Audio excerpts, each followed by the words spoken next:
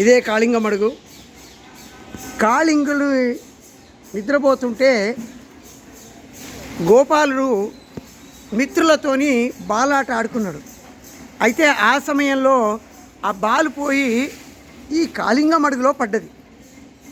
అప్పటి రోజుల్లో కాళింగుడు నిద్ర చేసే సమయం. అయితే ఆ కాళింగుడు పడుకొని ఉండగా ఆ మంచం కింద పోయి బాలు పడ్డది.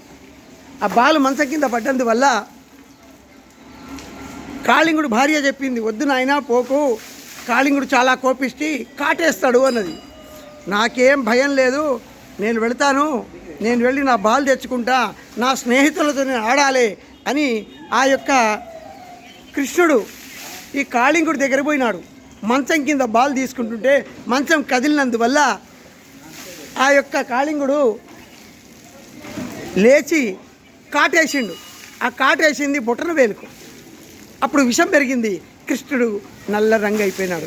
నీలం రంగులో కృష్ణుడిని చూసినాడు. అప్పుడు కోపిష్టయ్యి ఆ కాళింగుడు కోపిష్టయ్యి కరిచే వరకు శ్రీకృష్ణుడు కోపంతో ఆయన లోపల ఉండేటువంటి విషాన్ని అంతా కూడా అరిచేసి అప్పుడు ఆ కృష్ణుడు తాండవం ఆడుకుంటూ నాగసర్పం మించొచ్చినాడు. అప్పుడు గోపాలురు పిల్లలందరూ కూడా స్నేహితులు తల్లిదండ్రి అందరూ కూడా భయపడ్డారు. ఎక్కడ పోయినా కృష్ణుడు అని యశోదమ్మ బాధపడుతూ వచ్చింది. ఆ సమయంలో కృష్ణుడు తాండవం ఆడుతూ పైకి వచ్చినాడు.